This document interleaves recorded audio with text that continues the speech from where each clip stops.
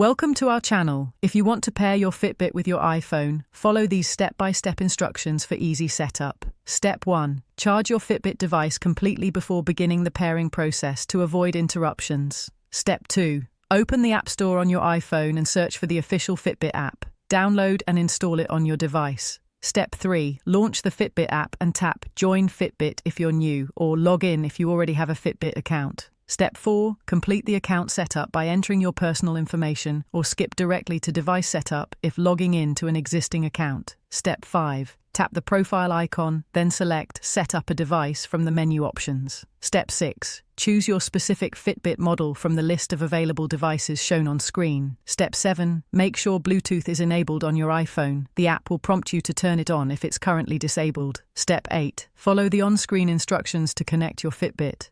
When a 4-digit code appears on your Fitbit display, enter it in the app to complete pairing. Your devices are now synced. Don't forget to like this video and subscribe to our channel.